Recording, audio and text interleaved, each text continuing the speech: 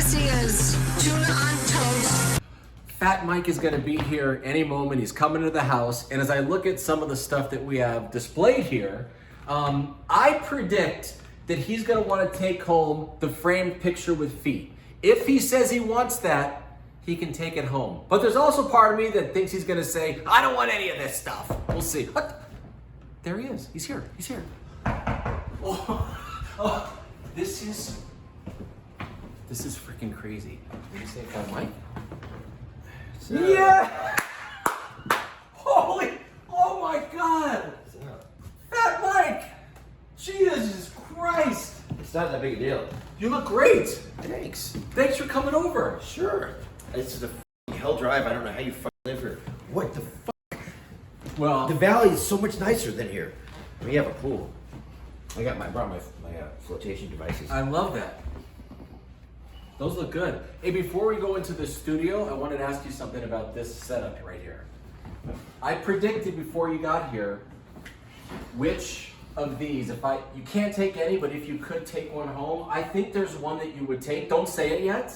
Okay. So study, it's everything on the, including this. It's done. Can I have none? None, please. What do you want me to say? I think you were going to say you want that art of the feet. I thought you would. Oh, want... feet. Yeah, I'm not a foot fetish guy. No, no fetish. I just thought you would like that. I have like every fetish. But the foot thing, I mean, the feet. Okay, so you're not taking anything. Oh, I'm taking you for a ride, for sure. All right, we're going to go for a ride. My pad though, right? Love your house. Flat. I love it. Flat, spacious. I'm just kidding. Look what I have in the top right. Top right. Yeah. Who's singing the Super Bowl commercial for Liquid Death? Shut the fuck up. Are you really? Yeah. There's a Super Bowl commercial for Liquid Death Water. And I guarantee it's the funniest commercial in the Super Bowl. But I said to him, you can go through any cupboard you want and have at it. I started with that one. At my place, No, not so much. there's so many fucking weird shaped cocks and Right here as well. houses, and you wouldn't know what to do with. You don't want to go through my cupboards. So you don't have a rule here that you have to wear heels and a latex dress in the pool. It's not a rule, but I would encourage it to anyone that would like to. Yeah. I didn't mean to out you, dude. That's okay. He likes latex? I love latex. I'm not good at it, but I like it on humans. Yeah, it's pretty good. When you start fucking someone enough times, every time you smell it, you get horny. Really? Oh, It's like the pad. Right, there you go. That was on. Okay. Oh, you went to college, eh? 6.5 years. Wow, I did 5.5. You did? Me too. Did you finish? Sure. Okay, stop. Look, hold on. Keep rolling. Do I not seem like a college graduate? I'm Jewish. All right. We'll see you in the Tuna on Toast studio. Okay. All right, here we go. Mike, watch your head and your feet right there. Whoa. Liquid Death? I know those guys. Oh, what do we do? Just have a seat. Oh my God. And then I'm going to close the door. This is the only personal merch I own that you're involved with. I don't have NOFX. Is that a dog bed? No, this is a sweatshirt that I folded up. You fold things? Yeah. You don't seem like much of a folder to me. Well, I don't fold. You don't? Hey everybody, welcome to another episode of Tuna on Toast. I am Ted Stryker, joined today by an incredibly talented and influential musician and entrepreneur, and he's at my house sitting next to me, Fat Mike. Hi. What the hell? We're kind of sitting next to each other. It's very, very close to each other. Yeah. Well, okay. I feel at home here. I ask all the guests that come over the same thing. Did you enjoy your experience? Where'd you get your shoes? No, we're going to get to that. Did you enjoy your experience getting to my place? Yeah, it's the worst. You live in Death Valley on a mountain, and it's all going to burn up one day. Well, But you're in Hollywood. my plan is to keep you here as long as possible, just so you know. That's okay. You gave me the smallest bottle of Tito's ever. Where is it? It's in my weird kilt. That's a skirt. It's this size. Yeah, thank you. But I also have the Liquid Death for you if you want it. I got the Tito's. I got some sort of grapefruit drink. And for you cashews. as Thank you well. for the cashews. Yes, A lot exactly. of women in some country hurt their figures. Mike. I like to do this a lot. No, please don't. Oh. You don't want me to have any fun. I don't know how Stern much. said the same thing. What, that you were no fun? No, that I shouldn't eat cashews on his show. No, I can't please open- don't. Please don't. No. Come here. We gotta get this out of here. Mike, Uh, I am so honored that you are here, and I think this is episode 18 or 19. Your name, more than anybody, has been dropped the most by the guests in terms of being complimentary. Oh. If people have, from Brett Gurwitz. you haven't had any country fans here yet. No, we've had no country artists, but I am willing to try. Gregoritz said nice things.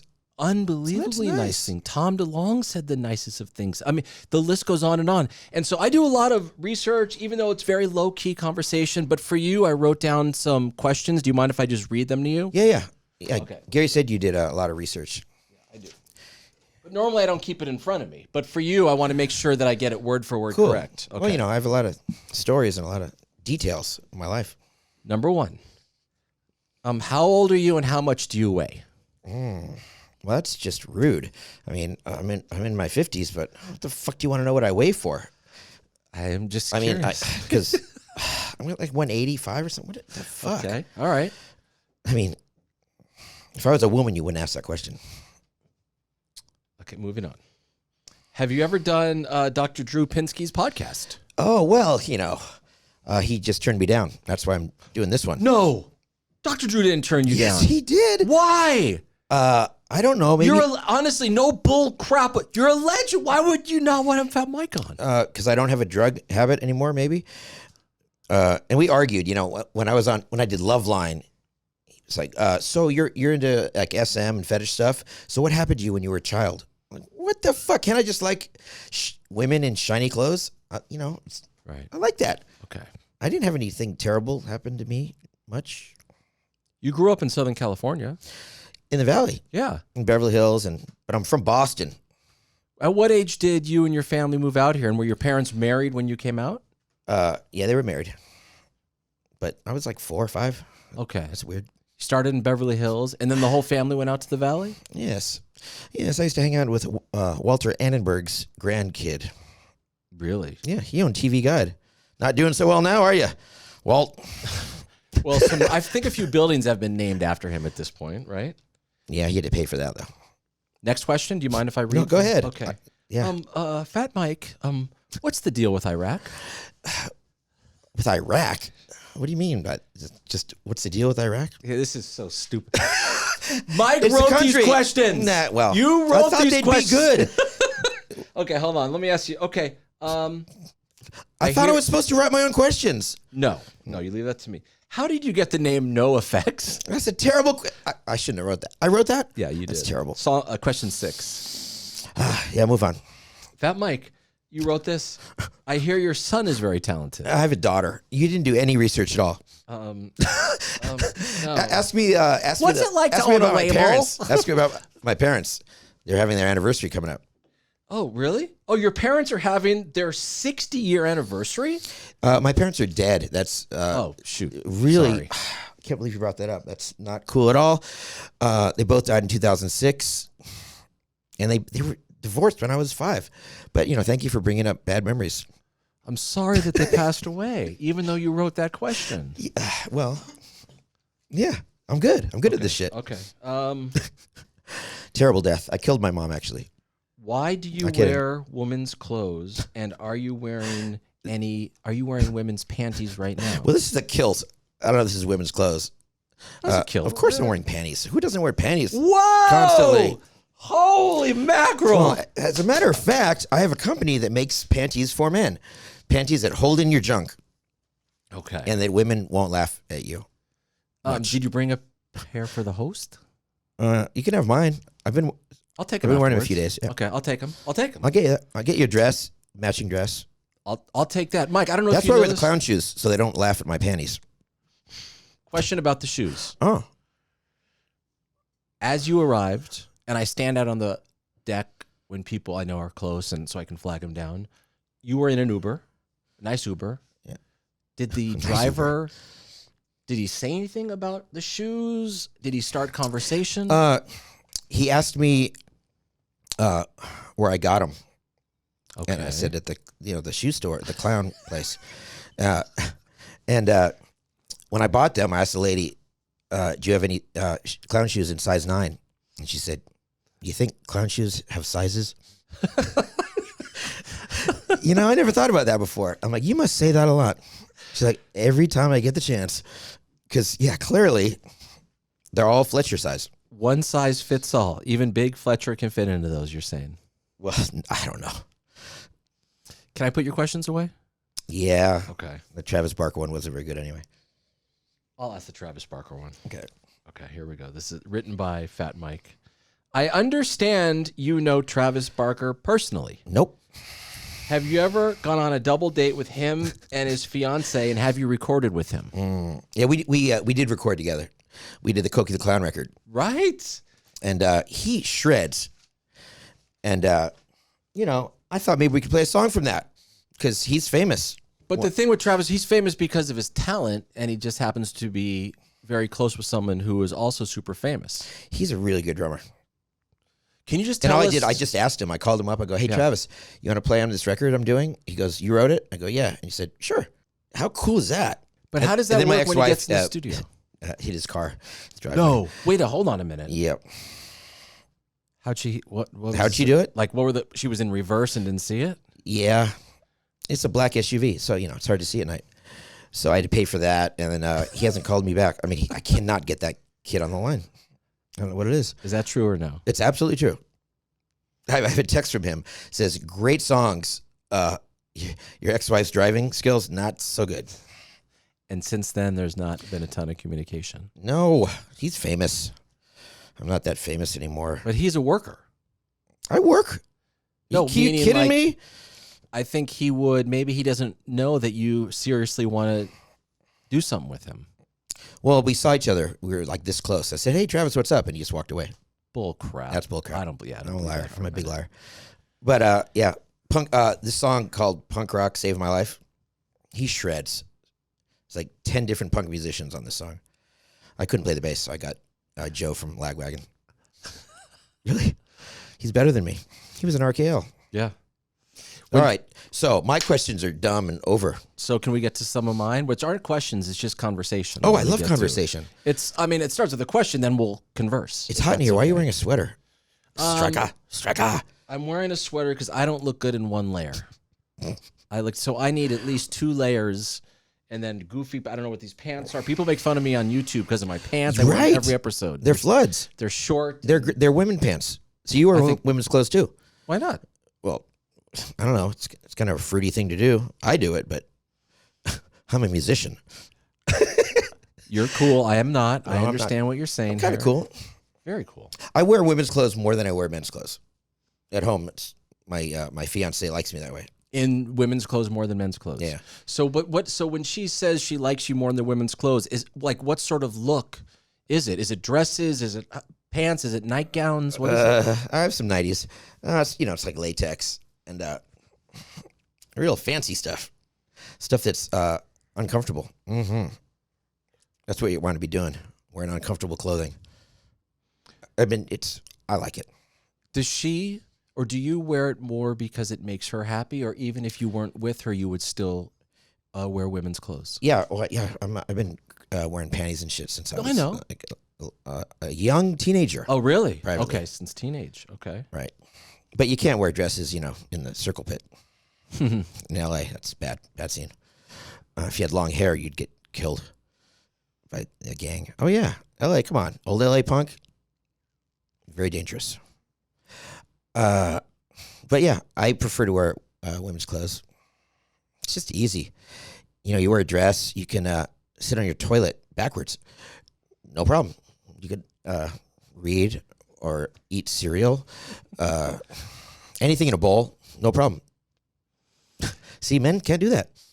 Can't do Has that it with been pants. easier for you to do these sort of things in 2022 than it was in 2000? Yeah. Well, I started dressing publicly, like a girl. I say girl. Yeah, I don't dress like a woman. I dress like more girly. It was about 10 years ago. I was 45, and that was first day I went through Heathrow Airport in a dress. That was fucking weird. How self-conscious did you feel, or were I you? felt punk. You did. Yeah, I felt like when I was 15. and everyone was staring at me all the time when I had spiked hair, right? Yeah. So I love it. When you were Also, 15, I like to put a butt plug in my backpack when I go through security because they always fucking stop and someone always has to pick it out. Fuck, it's so awesome. Hold on a minute. Hold on. I know nothing about TSA. What is it about the look of a butt plug that stops you? Well, it's, it looks like, I don't know, a butt bomb or something. It could be stuffed with something. Okay. So like, sir, please come over. They look in your bag. They're digging around. And do they hold it up like this and show it? Or they're like, sir, what? No, they pull it out with the gloves. Okay. And I go, oh, that's my small one. And it's just, it always happens. It's a good tactic because you can smuggle drugs and something else. And once they see the butt plug, they're not searching your bag. That's just theoretical. Mike, one of the many things that I have admired about you for so long is you do stuff professionally and personally the way that you want to do it. Starting early in your That's career. nice. Like I'm talking like late 80s and 90s. Because I didn't know you then and I didn't know the music then. Were you that confident with everything back then as you are now with it? I think I got confident.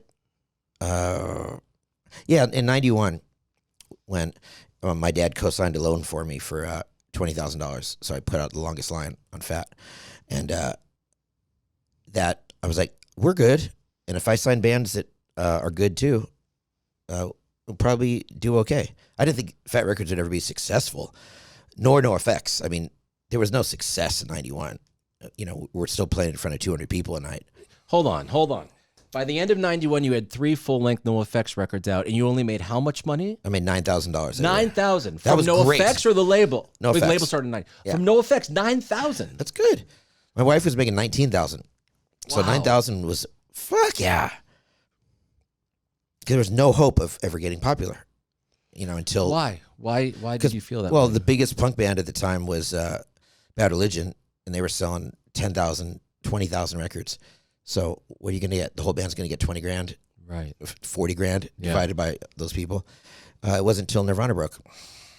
And that's what helped you guys? It helped, Nirvana breaking? it helped everybody. Really, the market, the music industry switching to CDs, that's what really helped everyone. Because CDs cost 50 cents to make, so you could take chances. Where vinyl, you remember when vinyl used to cost $4.99 and cost $1 to make? It's not a lot of profit. Right. So CDs really changed everything. And Nirvana was so fucking good. Where were you when you first heard Smells Like Teen Spirit? I was in Tucson, Arizona, living at 1201 North Park That's a lot of details. Avenue. I remember. Okay, I'm proud of you. Yeah, I'm from LA, but I was in Tucson. I was going to college, University of Arizona. But you remember where you were. Yeah. Yeah. Oh, absolutely. I was in a Volvo with Joey Cape. Are you Played it serious? for me. Yeah, because everyone remembers where they were when they heard that song. Right. That's fucking amazing. What was your initial thought of Smells Like Teen Spirit? So you had not heard any I thought previous Godzilla music. by Blue Oyster Cult. Really? Yeah. Well, it sounds just like it, but way better. Blue Yeah. Oyster Cult, one song. Did you ever meet Kurt Cobain? I didn't, but once I almost went to Amoeba with Krist, but I just went home, got a hand job. Okay. Not with Hand him. job is good, but why Not with didn't him. you go It with was- Chris to Amoeba? Just because of the girl Krist situation? he's a nice guy. Yeah. He's a little dull. Okay. And he's tall, so awkward all around. Hmm. Yeah, I would go to Amoeba with Grohl. You would do it? Or I you would do didn't that. I mean, Okay. me and Dave, we've been known to go to the market together. Really? Well, once in Mammoth. We in were the same car? no, but we were going down the aisle together. He's like, I'm like, it looks like Dave Grohl. Couldn't be him. He's like, hey, fatty. I'm like, hey, what are you doing here? I'm with the wife and the family. Me too. Yeah. Just a couple of rockers going to the supermarket. It's Mammoth. interesting. The people you meet when your band starts out, like I met him when he was playing with Scream. Those are the people you really remember Yeah. because we were doing it so long.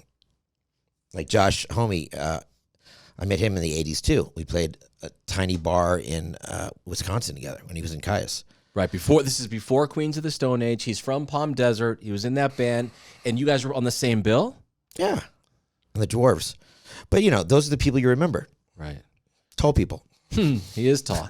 Mike, how important is it for the headliner of a tour, let's just say there's a total of 3 bands, to treat the other 2 bands with respect? Because a lot of bands have come in saying how important that is to them. It was to them when they were a baby band. It's super important. What's interesting is NOFX, we only did 1 opening tour. Wow. You know, we've done festivals opening for bands, but never a tour, just once in 91, 92 with Fishbone. And that was it. And I'm still good friends with them. In fact, I'm producing their shit right now. But it was very weird because, oh, geez, we can't go here. And Smelly, you know, he touched Fish's drums. And he's like, don't touch that ever again. We're like, oh. Like, sure. And Smelly slept with this girl that Angelo slept with like an hour before. That was funny.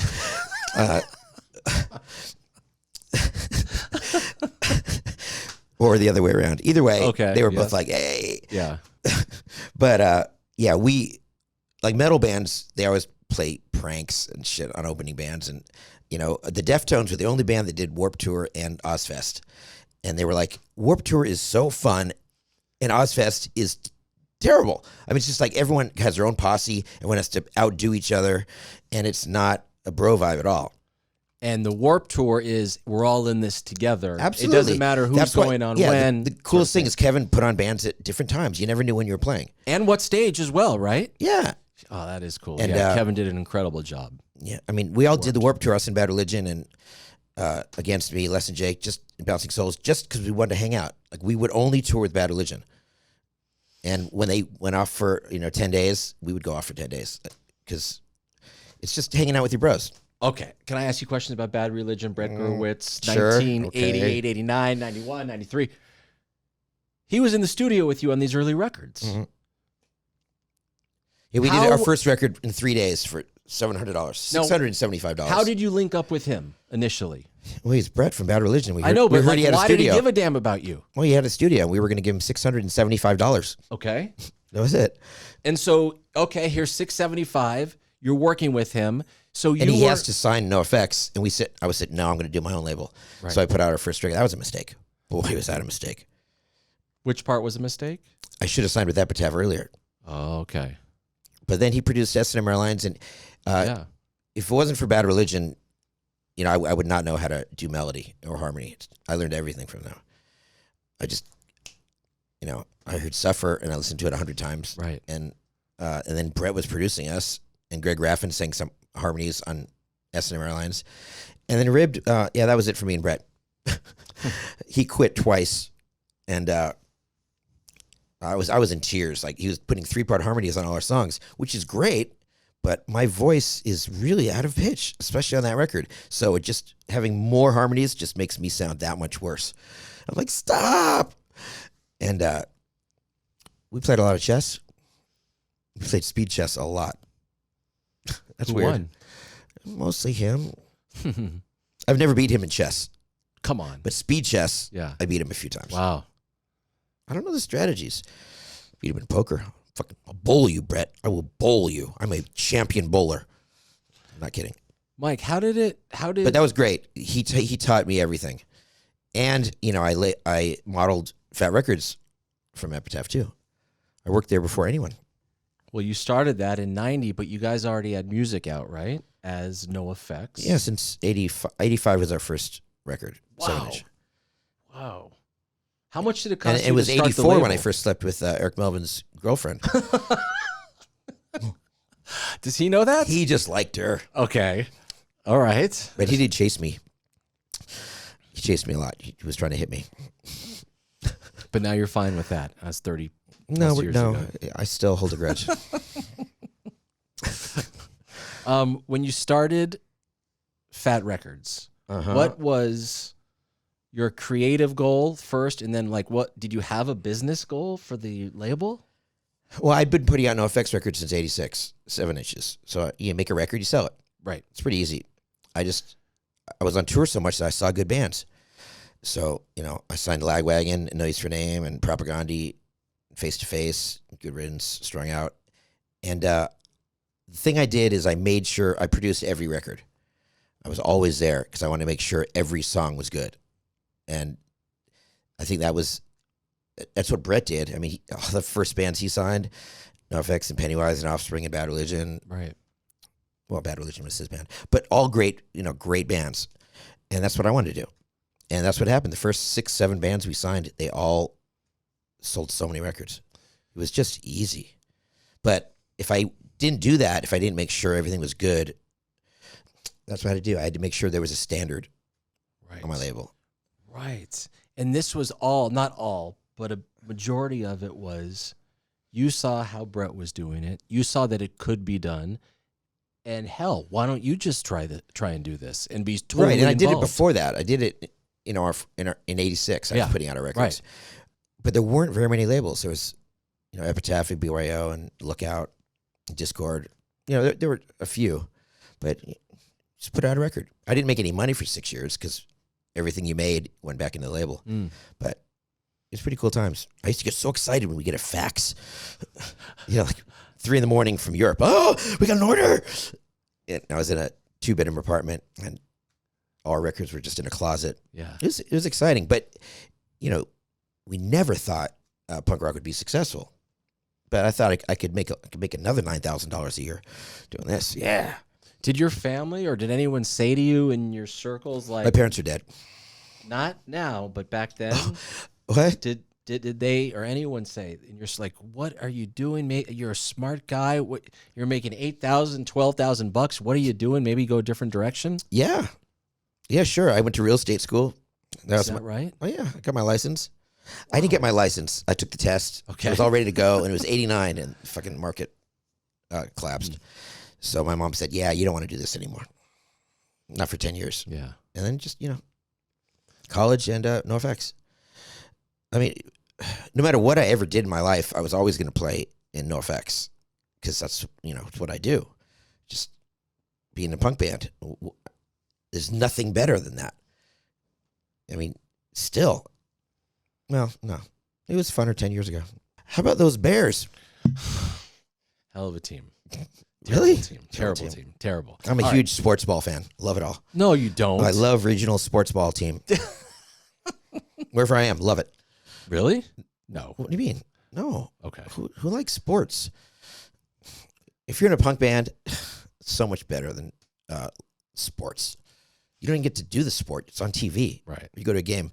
Okay, I was at a playoff game seeing the Niners because we got tickets. I've been to a couple of football games. I forgot who they were playing, but it was kind of foggy, cold. It was a big game with whoever won went to the Super Bowl. I left at halftime. Fuck that.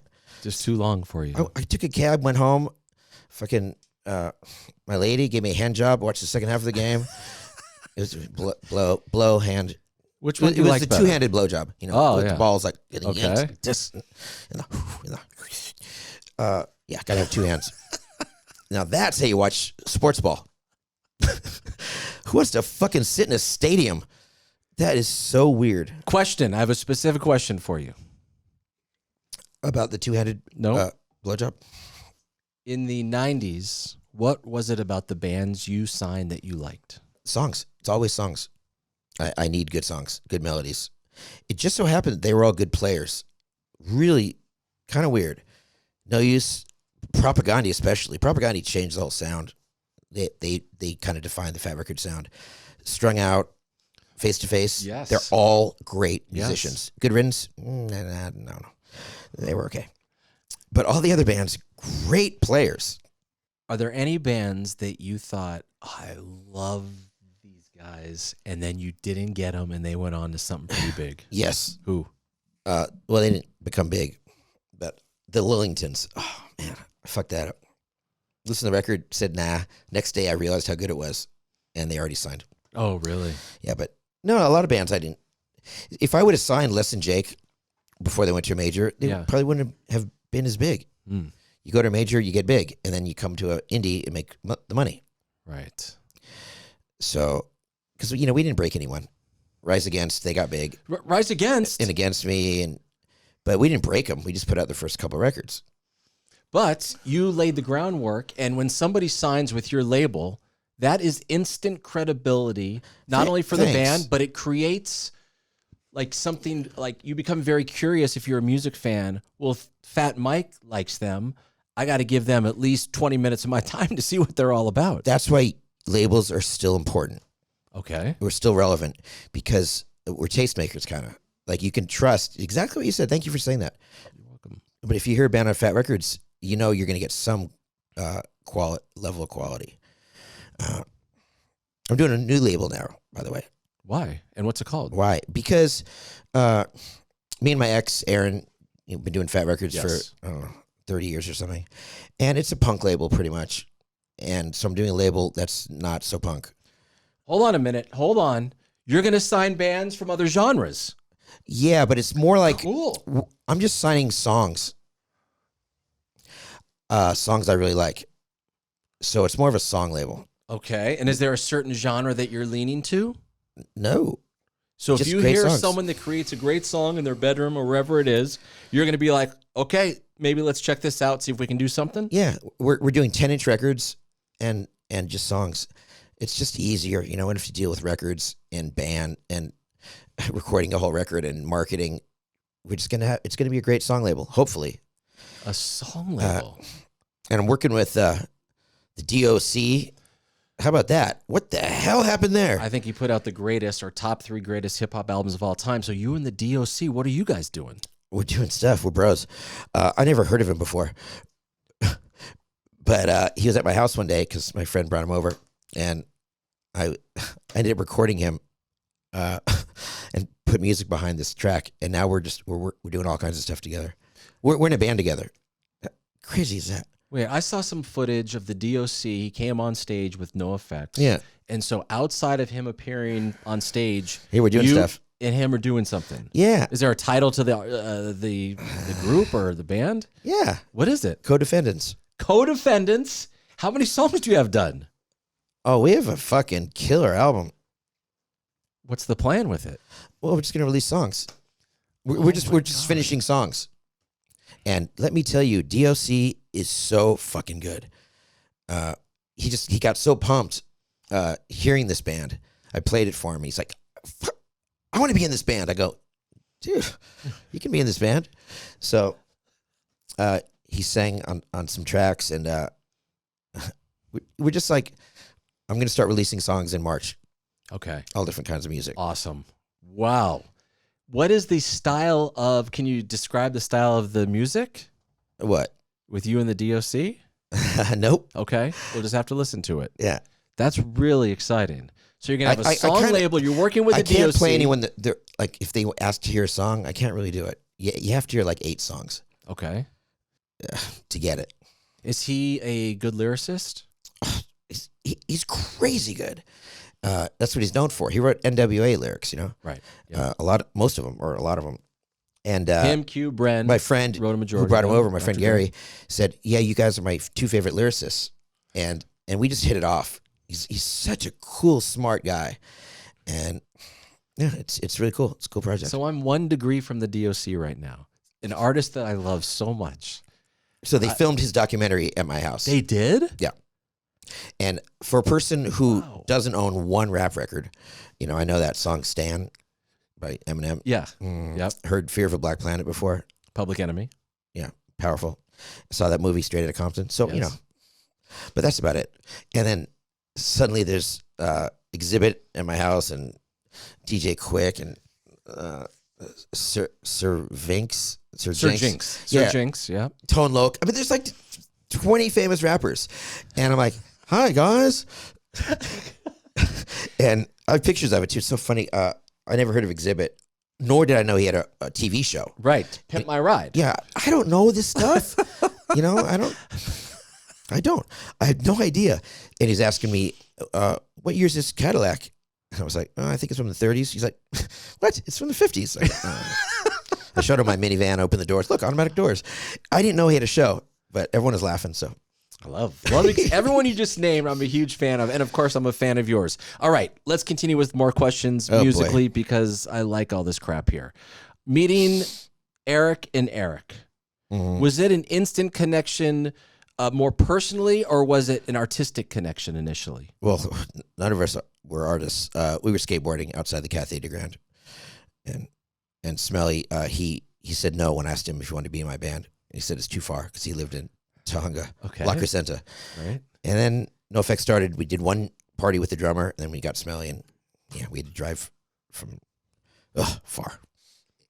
And you never thought though that punk rock or maybe NoFX Nobody thought. it was going to do. You were going to be doing this for 20, 30 plus years.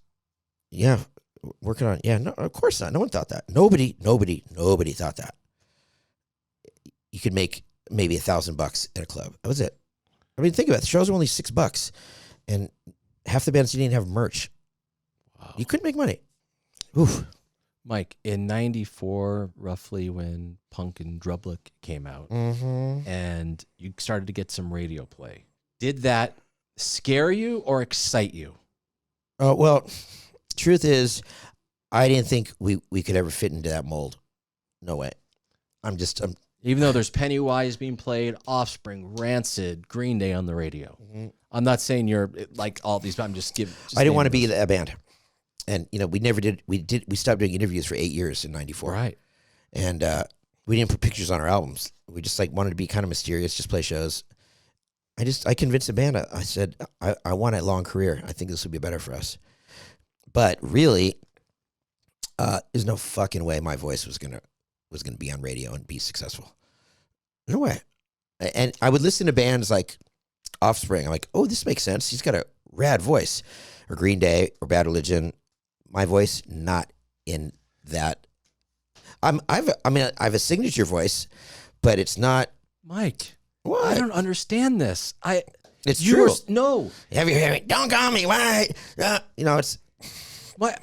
Most successful artists that are played, I'm just going to use rock radio, for example, aren't going to go on American Idol and win. It's not, it's distinct I know, but voices. It's distinct, yeah.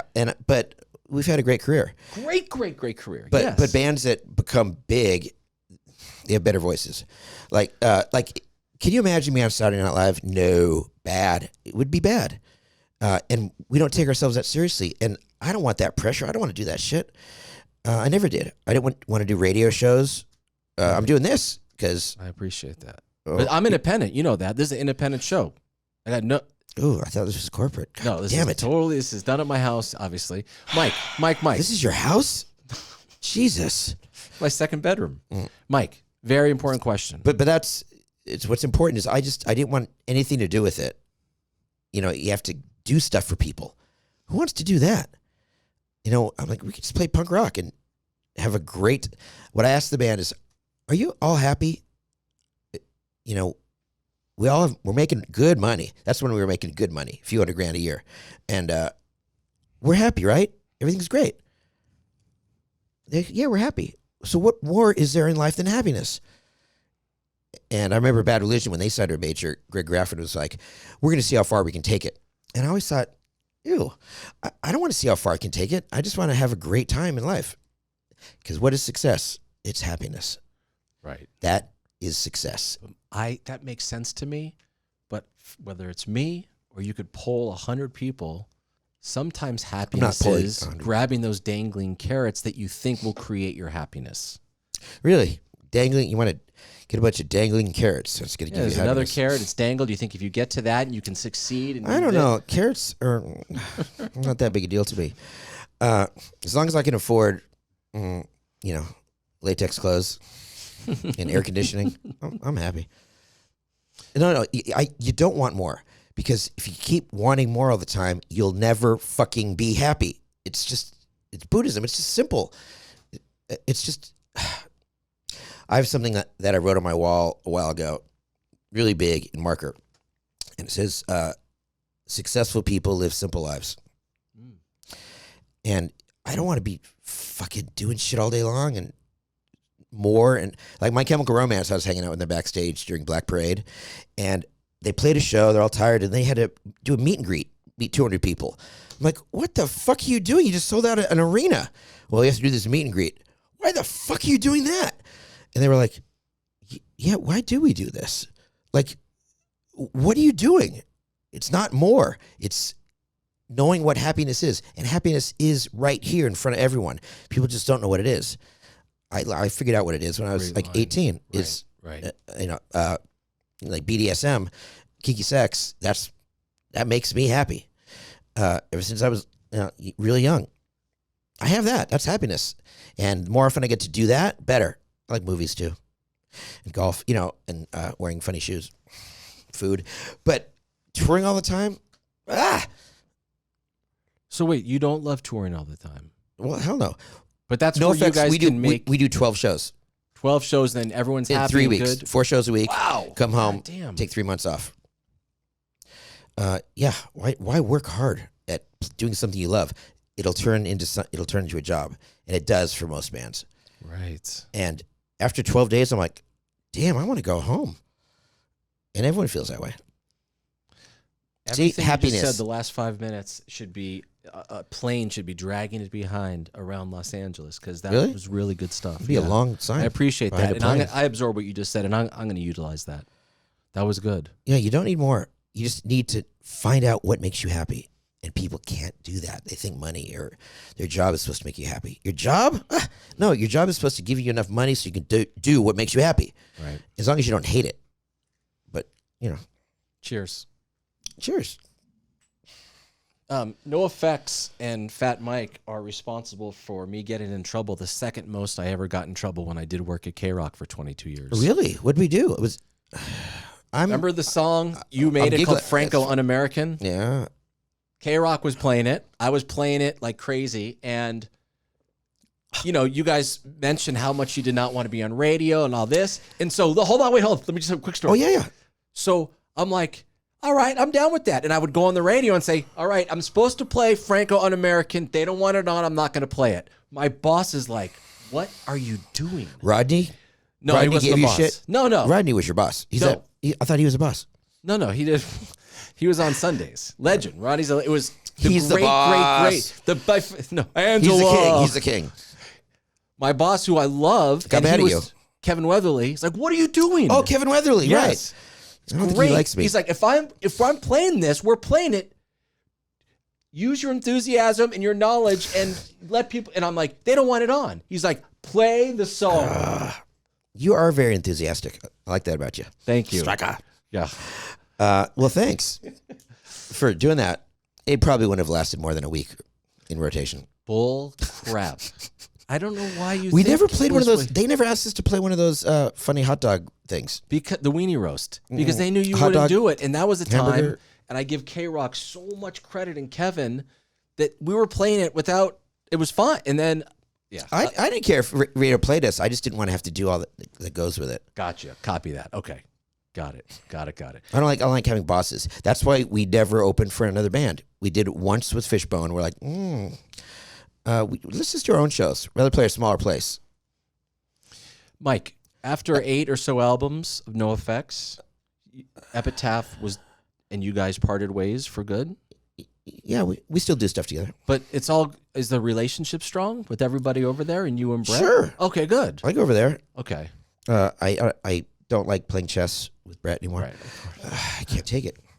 And when you play pool or poker, there's the luck of the draw or the break. And chess is just, oh, you're smarter than me. I don't like this. Every time we play, you're smarter than me. I don't want to play with you anymore. Chess, oof. Backgammon. Now, there's a tough game.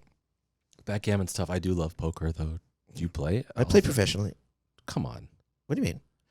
No, I never won a big tournament, but I won a lot of money. Are you serious? Sure. Have you played the main event, Vegas No. World Series? Let's 10K. Let's get you in there. I'll give you $100. It's 25 now. It's 25 to enter the World Series of poker? I'm pretty sure. Holy crap.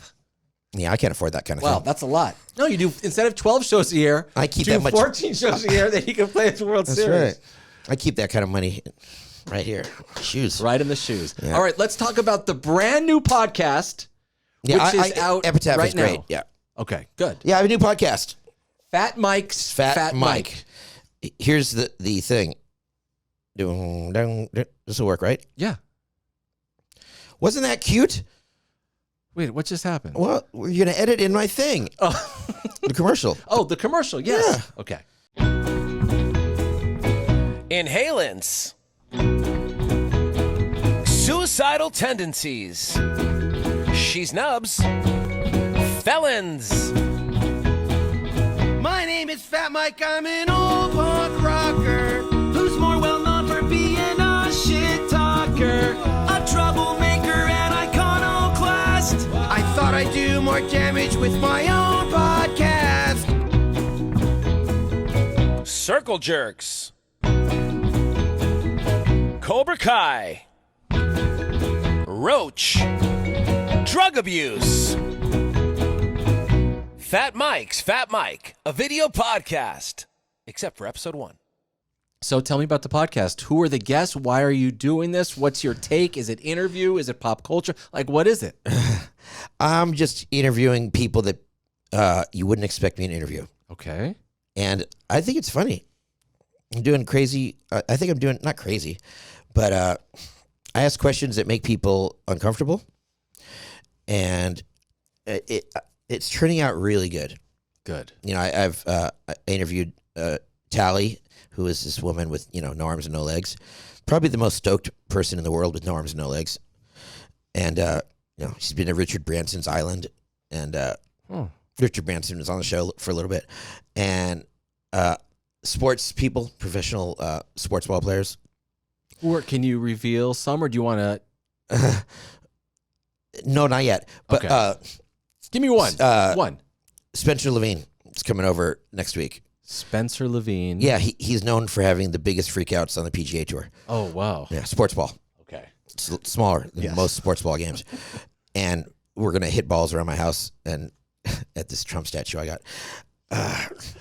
Let's see if he has a freak out. But, you know, we collected a bunch of footage of him freaking out. Timmy Curran, the surfer. Yes, Tim Kern. Yeah. I used to buy his clothes in the late 80s. I golf with him sometimes. But just people you wouldn't expect. Actors, you know, the guy from Roach from People Under the Stairs. Okay. And the Got Milk commercial. Yes. Just whoever is different. Is it a video podcast? It's a video podcast. Oh, it's a video podcast. Yeah. And is it Zoom, or they're coming over to your house where I was? Yeah, they come to my house. Okay. And I'm having the best time because I can't get in trouble. It's so awesome. I can do whatever I want. It's one band, two of the people in the band, a couple were going to rehab. And I got them the day before rehab, and I'm getting them on the day out. Oh, really? Yeah. Why do you say like, oh, really? No, meaning... I know it's a bummer. They're No, going to but- get clean. No, Ooh. no. When they came over, they must have been way the hell out there because Oh, they no knew they were about shit. to They go would to not rehab. leave. We had to actually, yeah, the one guy, Jesse, was fucking throwing up everywhere. And we're like, you guys said you were going to leave at 6 a.m. Like, get the fuck out of here. Is Stop Jesse throwing from up. Palm Springs area? No, Okay. No. from Escape from the Zoo in Days Oh. and Days. But it was cute. They had a $60,000 loan, not a loan, $60,000 grant to get into this rehab. And if they didn't show up that day, it was getting taken away because they'd waited 3 months. So we got them in. I hope they get well. And you're going to see them when they get out. Oh, yeah. Wow. Do you see yourself doing like 50 episodes a year, one a week? Or is this... Yeah, I already have about 15 done. Is that right? And we're not launched yet. I just want to make sure that they're good.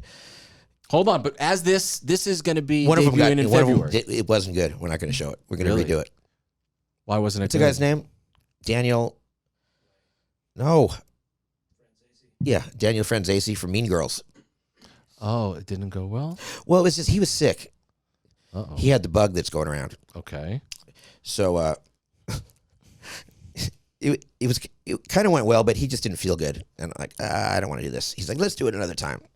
Okay. But, you know, I have suicidal gangsters from Suicidal Tendencies and all these old war stories. And this one dude who's a great, awesome graffiti artist, he lives on Skid Row, and he runs the block. Fucking gnarly dude that we've worked together before. Just different people, That's great, man. different walks of life. Good. Is it easy for you to get the guests? You're like, hey, I'm Fat Mike. And they're like, yep, instantly I'm coming over. Yeah, except for someone does that for me. Okay. No, I called. You've got most of my people. guests. No, that's what's so easy. Independent. That's what makes it so easy. Is that actors and and sports ball players? Yep. I know a lot of them because they're fans of the band. So you like football, you like golf, you like poker, you like games. It sounds like. Oh, I'm doing a poker podcast with Phil. Phil and, Hellmuth. No. The Unabomber guy. Phil Locke. Yeah, Phil That's Locke. my good friend. Yeah. Oh, good. You should play. He's my great friend. Yeah, I'm doing a table. Yes. So yeah, we're going on the road. Okay. I'm going to Stanhope's. What? Oh yeah, I've done his podcast twice. He owes Wait, hold me. on. Do you know Phil Locke or no? Yeah. You know him. Yeah, we played in a celebrity tournament together, Okay. which was really funny. He's the when, best. When I was Phil at a Locke table, is I the was at best. a table, and everyone's like, "Who's the celebrity here?" You know, and I was supposed to raise my hand. Everyone's like, "Who's that guy?" I'm not famous enough to do a celebrity tournament. Yes, you are. I came in 12th. Your voice is. You came in 12th. The bubble. Ugh. Oh man, so you didn't get the money. No, Jennifer Tilly. She beat Phil's girlfriend. Yeah. Oh, good movie. Great movie. Bound. The Chucky stuff. Bound. Bound. Yes. Oh yeah, Yeah. that's the one. All right. So we got the podcast. What about Yeah, podcast. I have a podcast. Fat Mike's Fat Mike. Whatever. All I know is that I'm having such a good time, and I shoot for a half hour. Because yeah, that's enough. We're already like at 50 minutes on this thing. Can we keep going? I got some stuff for you. Yeah. I want to know about the musical Home Street Just Home. cut out every other word or something like that. No. This is It we're gonna works. keep going. It's funny. Can I have a sip of mine now, or is that rude as the host? I don't. Why aren't you drinking? You're gonna sip I'm it. the host, and the host I'm shouldn't sipping have this. any cocktails. I'm nursing this small bottle of Tito's. All right, I'll wait. Why are you gonna wait? We're supposed to cheers. All right, I'll have a small sip. Is that all right, Gary? Woo! Woo! Holy mackerel! Tito's is so much better than other vodka. It's just crazy. Can you please get us a sponsor, Gary? Anybody, if you do a blind taste test, Tito's Yeah, against it's that good. stupid French Grey Goose, no way. This is so much better. This is good. Yeah, it's this good. is like the Jameson of It's made in Texas. of rum. Home Street Home, the musical. Where are you on that? I have a musical. I know. Ugh. Well, we were opening in Before COVID, right? before COVID. Yeah. Didn't open. It was so sad. But this is so exciting. I told you before we started, one of our actors is MJ Rodriguez, who just won a Golden Globe. First trans actor ever to win. And Great. I'm so happy for her because she was great in Pose. And I'm going to play the song because no one's ever heard the song. This is the first time. There's a world premiere on the pod? Is that what the show's called? Tune on Toast. Tune on Toast. Yeah. Tune on Toast. Yeah.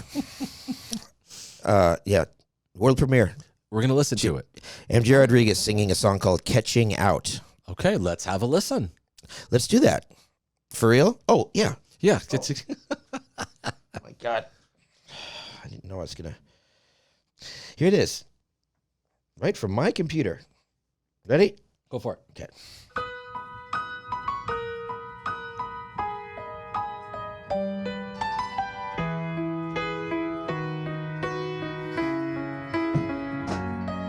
It must be nice to not already know your future. It must be nice to just pack your shit and leave. This is my hometown, but I've never really felt at home. Though I've clicked my heels and really tried to believe. It's much too late for me to start all over. Some people are just too broken to fix. You can't hop a freight train in stilettos, just like you can't teach an old horse new tricks. For most of my life, I belong to someone, but I've never known what it feels like to belong. I changed my body, but I'll never change my lot in life. You can change the key, but you're still singing the same song. This feels a lot like getting out of prison. Sometimes freedom can make you feel more alone. The only thing sadder than a bird that's had its wings clipped is a bird that knows how to fly but has never flown. It's much too late for me to start all over. Some people are are just too broken to fix. That's so good. Thank you. That's so good. So you wrote every wait, are you songwriter? Yeah, I wrote all the songs in this. Wow. Yeah, it kills me. Mike, It that's just so my eyes are kind of like watering right now. yeah, That was it's a so sad song. good. You know, it's a street person, pre-op, who's just stuck, and that's the word I don't know how to say. It's the second to last number. What's it? The penultimate I don't know. is a name for it. Pumpernickel, catapult. I'm stuck. Comunculant. Jerry's second to last song in a musical. Camacho. Type it in. What's it called? Let's just move on. Okay. I don't know the name of the second official name of the second to last song in a musical. What's that called? But that is I thought that, you knew right? stuff. I know a few things. Stryker. Is that how people refer to you most of the time? People say Ted, TR, or Stryker. But did they say Stryker? There's. Does your wife say that when you have sex? Stryker. Stryker. She says, "Will you finish, please?" That's all I know. You're a slow finisher? Huh? Fast. Fast finisher. Yes. Oh, jeez. She still says that. But don't you think women want it done quickly? Who wants a marathon session? I don't. Well, you want to, I mean, no marathon, but What's the when time? I'm having sex, well, I do the whole deal. You have to get, the outfits, the ropes, the way it's a, it's a 4 or 5 hour process. And sometimes sex isn't the cherry on top. Sometimes you have sex, sometimes you don't. It's the build up to it. Yeah, and it's and coming is like, sure, that happens sometimes, but that's not what it's about. And if you don't come, you're still horny. That's the way to go. It's a lot of work. And you want to get to the finish line. Well, for people who have like naked sex and like, oh, let's try this position. Like, oh, it sounds horrible to me. I like doing crazy shit. But you ever have, hold on, Mike, hold on. Let's just say Okay. you wake up it's 8:30 in the morning and you are super frisky, ready to go.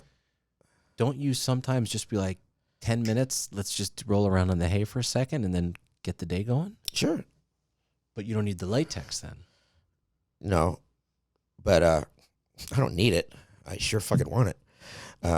Yeah, leather sex. Yeah, I mean, all those smells. What you hear, what you see, what you smell, what you taste. That's what BDSM is. It's your whole body is a sex organ. It's not just your fucking cock. Like when you're wearing latex, you feel your skin in a different way, and there's just so much to it. It's so fun. It's it's getting your doctorate really in sexuality, which funny. My minor was human sexuality. Where'd you go to school? At San Francisco State, home of the people who went there. It was home to a lot of people. Did I don't you know if there enjoy was college? Sports ball team. I don't remember their name. Huh? Did you enjoy going to college? It was okay. That's when I became Fat Mike. Damn food cart. I ate ribs every day. Ugh. Who named you that? According to Dave Haas, I named myself that. God damn it. This guy on my label fucking talk shit about me on USA Today. Uh-oh. Said I nicknamed myself. Who nicknames himself? Right? You get a nickname. Yeah. I went on tour and I went to college in between, and I gained 20 pounds. So the band we're touring with Subculture said, Fat Mike. Oh, boy. Do you ever wish you weren't called Fat Mike? No, that wouldn't be one of my wishes. Okay. I don't care that much. If I was just called Mike, what a terrible existence that would be. Since it's the most popular name for the past 22 out of 23 years. Yeah. At least I have John for a middle name. That's interesting. Mike John. MJ. I'm changing my Good name. initials. Actually. MJB. Yeah. It's good. I'm changing my last name. Officially? Officially. Okay, here we go. This year. I'm not telling. Please, we're doing all exclusives today. Nope. You'll hear it. Okay. And you're going to go, fucking A.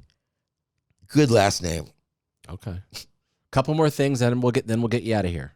Oh, great. The Punk Rock Museum, I've heard rumors about. Oh, Las Vegas. we were thinking Atlantic City. Oh. But then we thought, that's stupid. Let's open it in Vegas where people actually like to go. No, Okay. the Punk Rock Museum. We bought a building. There's about 100 owners now. Brett Gurewitz, Tim Armstrong, Pat Smear, not Tom DeLonge. If you have his number, though. I do. Yeah. I'll give you 5%. Get him in for money. No. Okay. We're almost at the end. But Mark Hoppus, Wah, Fletcher from Pennywise. Just there's so many punk rockers. That's what I went after. It's just I don't want corporations. Just punk rockers and bands. It's funny that the band that said no. There's only really one band that said they didn't want to be part of it. Ooh.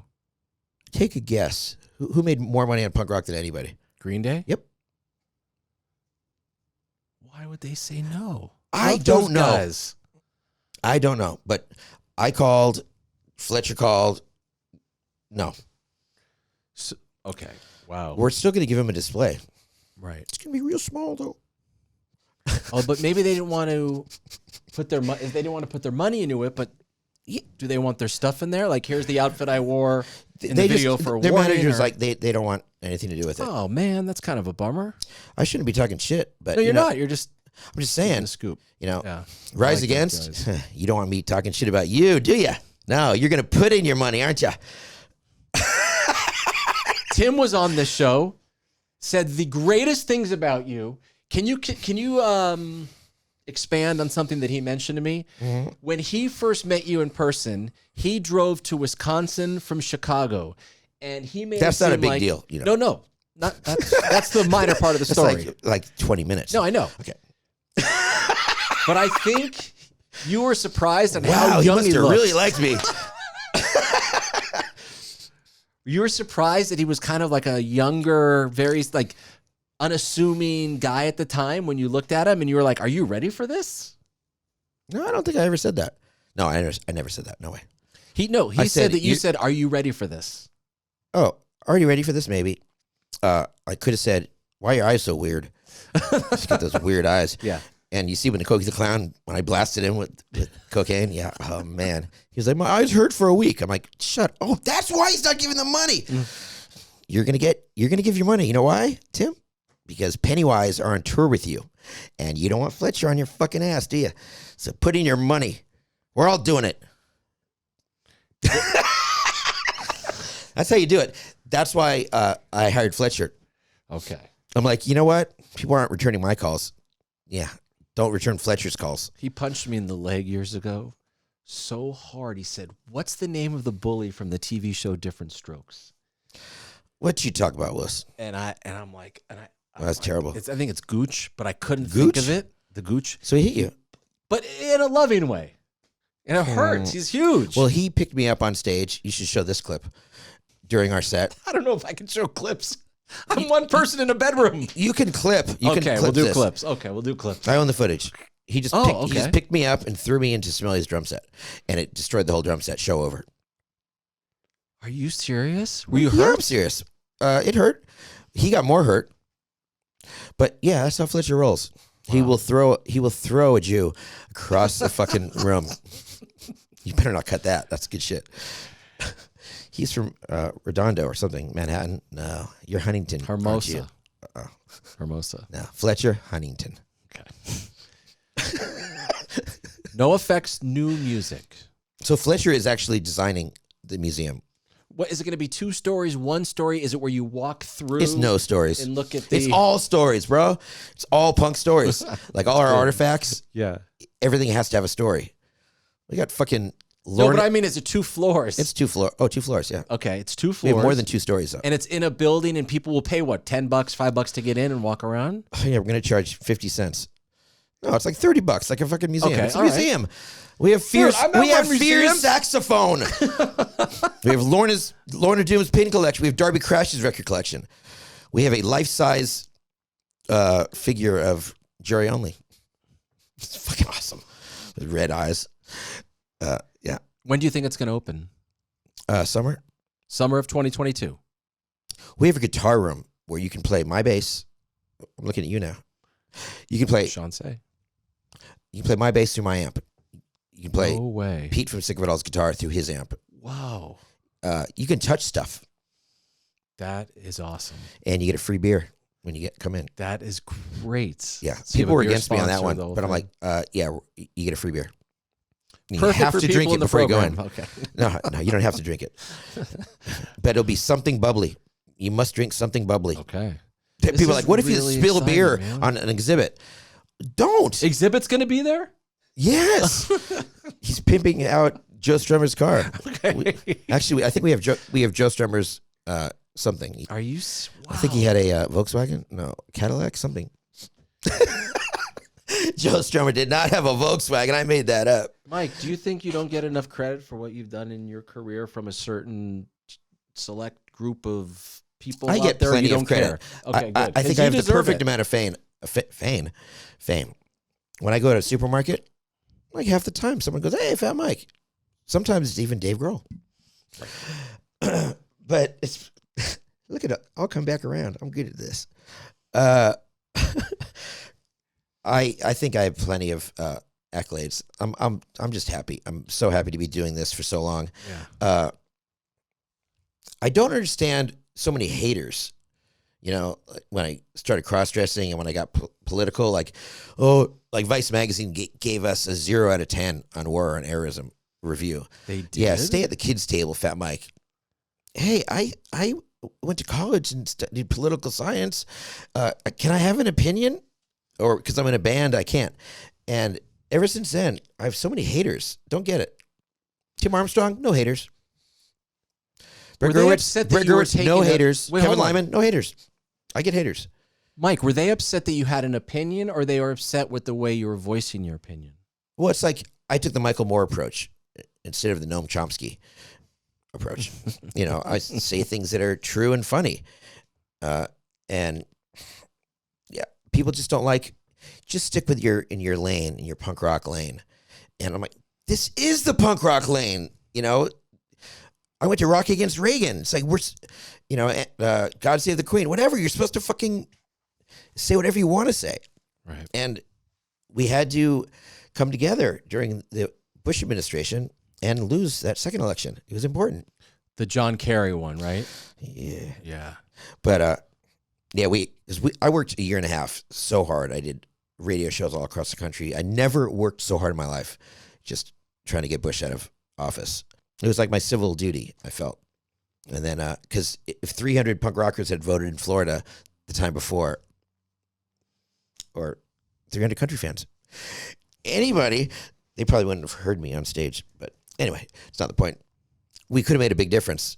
But in the election of 2006, you know, one woman in Montana, a college student, changed Montana from red to blue, almost single-handedly. She changed it, which turned Congress, the Senate, and she changed the course of American history. One woman. So it's like you can do that kind of shit. But boy, this is going nowhere. I will say this: when we lost the Bush election, I had a bunch of people at my house, and I had a shot glass full of Valium, Okay. and a shot glass full of ecstasy. And we lost. So we took the ecstasy. Like, hey! The worst part is Jello Biafra. He left 4 messages on my phone. Mike, what's your address? Mike, where's your address? So, sorry, Jello. New NOFX record in 2022. Is that a guarantee? New NOFX record in 22, 23, 24, and 25. Damn. Yeah, I'm finishing up a single album, disc 2. That was taking too long. So, yeah. Is there any COVID's new music been awesome. handy in that? I'm at home writing songs. I have over 15 NOFX songs I'm finishing. Wow. When do you work? Like, do you have a time when you wake up, you do it, or it's when you're feeling it? 1 to 6. Yeah. Are you serious? Yeah. Wow. 4 days a week. Okay. When you stick, do you have any songs in that computer? You know, NoFX today is my songs? day off. I came here on my day off. I appreciate that. How much am I making? $0.0. That's nothing. But the Gary, return on this is you going to be said I was huge. going to get something. You didn't even have any fucking vodka. It was my vodka. Yes, it's your vodka that we're drinking. I'm sorry. I didn't know you wanted any vodka. I had But cashews still, for you. at your paltry bar, you have a bottle of Tito's and it's empty. I know. Why didn't you throw it out? You were what the fuck? Mike, I'm the same guy who will eat food from the refrigerator. Oh, and take you the eat last food from the thing, refrigerator? and I leave the package in there with nothing in it. Oh, that was a good bit on Roseanne. Oh, really? The milk. I didn't Everyone see it. ugh, put the milk back. And everyone just put it back, even though it smelled bad. I love old milk. Are there any hooks of new NoFX you could play or no? Any songs? Any? You want me to play an unreleased NoFX song on Tuna on Toast? If you would, I mean, that would be so rad. I want more than 0.0. Tell me what you need and I will get it to you. Maybe not this second, but in the next 11 I want you to days. open that package of cashews because I can't do it. One. Nope. Open two. Oh, I got it. Wow. There you go. Okay, I'll play unreleased NoFX song. Are you serious? Whoa. This is coming out on single album disc 2, which I don't know what to call yet. What do you call it? Double album? Formerly known. I don't know. It was a double album, but You only did the wasn't- single part. Yeah, because I couldn't finish. I didn't want to wait another. I just wanted to put out the first one. Yeah. The second one's kind of neat. This song's off it. It's called Fuck Day 6. It's about me going to rehab. Easy. Fuck day 6. Yeah. They let me Let's on hear 5 days. I had an opiate problem. And they're like, well, how much are you doing? I'm like, 60 to 90 milligrams a day. They're like, seriously? It's not a lot. It's not a lot. It's like 2 pills. But I knew the guy who owned it. I wanted to go to rehab. It was cool. Did it help? Oh yeah. Oh yeah. I haven't done opiates since. Good. Congratulations. But That's great. Jesus Christ, I take acid like every day. No, you don't. No, you don't. And my sniff and glue problem, it's not a problem because it's fucking cheap. Picked the wrong week to quit sniffing. All right, we're gonna hear the song? Yeah. So we're gonna hear a song and then leave. No, and then we'll wrap it up after. Okay, let's wrap it up. All right, this is a shit. world premiere. Yes. This is very, very, very exciting. Mike, do you ever get annoyed or frustrated With myself No. all the time. with the way that bands conduct themselves as they get famous, or you don't give a damn? Yeah, a lot of bands. You do get frustrated. Well, it's just on the Warped Tour, you'd see a lot of bands. They were really popular at the time. Ascending up, yeah. And then they're dicks. But Sum 41, always cool guys.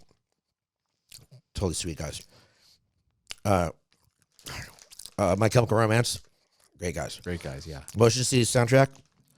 Not a very good band, but they got popular. I don't know why I said that. Alien Ant Farm, what a terrible band. Why did I even bring them up? Because I'm talking about bands that got worse and worse and worse. I'm going to play my song. Okay. We're not a band that gets worse and worse and worse. Right? You got some great reviews for your album, from the album. you got singles. some. I haven't heard your last album. I understand you got some great reviews. Thank No, you. people, you make a difference in your 14th, 15th album just as much as you did number 8, 9, 7, 6 album. I like to think so. You are. Thanks, dude. This song is just the second disc is really funnier songs. Okay. This is Fuck Day 6. Funny lyrics. It was funny. This engineer I knew, he was checking through all my stuff for drugs. That's what you do. Why do you bring drugs into rehab? What's the point? But he put his hand in my sock. Found the butt plug? No, but it's the sock I jerked off into. And I was like, so what are you laughing about? I'm like, nothing. It's in the song. You'll hear it all here. Okay, here we go. You ready, Sean? When I pissed a perfect rainbow, Every drug is in my system. and aced every drug screen. Aced it. I needed help, so I called up this skinhead, Lisa Brownlee's old boyfriend, Noah Levine. He had a place against the stream. He's a punk from Santa Cruz, a Buddhist with a Jewish name. How could I ever lose? He'd give me a bro rate and a triple AAA discount if I checked into his mansion and paid the right amount. Getting clean in 7 days sounded pretty good in a gentrified hipster neighborhood. They told me my addiction wouldn't be too hard to fix. What they didn't tell me was about day 6. 24 different chords in a row. 32. Fuck day 6. The guy who searched through all my things was our producer Jim Goodwin. I giggled cause he missed my 2 milligrams strip of Suboxone. He said this isn't funny, Big Mike, this is serious detox. I said I'm laughing cause your hand was inside one of my jerk-off socks. My semi-private room smelled like rubbing alcohol, so I wore a leather blindfold and a latex camisole. 2 days later when I woke up, I was in such a good mood, cause I was 3 days clean and on Tuesday nights they served Mexican food. I never tried to quit drugs or hang out with Buddha before, but after 4 or 5 days I had no words to score. I thought I kicked ass on the narcotics, but then I woke up as a toilet on day 6. I woke up as a toilet. Fuck day 6. Fuck day 6. Fuck It's a day thing. 6. People say the third day's hard. Day 6. Fuck day Your 6. stomach goes in a cramp. Like, Day 6 hold on. can suck my dick. Day 6 can suck my Damn, dicks. that's good. That's so good. Thanks, dude. God, what's this now? It's the album. Oh, wow. Mike, thank you so much. Stryker! This was amazing. Was it okay? Did I do okay? You did great. You were laughing. Mike, thank you. This is a big deal when someone like you comes to my house, and I appreciate you. Got to bring your mic. We're not done. We're almost done. I'm giving you the thank you. Yeah, sure. This was You like came to my house that one time. I know, but this was a big deal. I didn't even for give me. you cashews, nothing. No nuts at all. I did have one drink over there. It was good. So, Well, congratulations. thanks for having me. And Yeah. podcast. It's cool. You like it? Did I do okay? Yeah, you're good. Very enthusiastic. And I don't think there was a dull moment. I don't think so either. I don't like lulls. Mm. Even if we're talking soft, I still am like, I want That's to a hear good name this for info. a podcast episode. Lulls. Good name for a song too. Or an album, No Lulls. Simple plan, maybe. All right, we're done. Fat Mike, you've inspired so many artists, so many musicians. Indonesians. You have led, They're very shown big. that there is I'm a way sorry. to do it. Let's You do don't this over. It's the new Okay, take. okay. I don't want to interrupt you. That's okay. Indonesia, I'm just saying there's a lot of fans Mike. in Indonesia. Mike, you've been an incredible inspiration for so many bands. I hope you get that. I think you do. You've done an incredible job, and you're bigger and stronger and better than ever. Really? Yeah. I'm not that strong, but thank you for saying I'm big. I don't mean 'Cause, big. I'm not saying lose some body weight. big. So anyway, Oh. thanks for all the music. Thanks for everything over the years, and thanks for being on the show. Thanks for having me. course. I had a very nice time. Good. I'm glad. That makes me feel good. All right. And Can I have another one of my vodkas? Sure. Great. Okay, we'll go get it right now. For Fat Mike, I am Stryker. It's been Tuna on Stryker! Toast. Happy snuggles. Bye-bye. Stryker! Hope you enjoyed. Now hit that subscribe button. And for more Tuna on Toast, listen wherever you get your podcasts.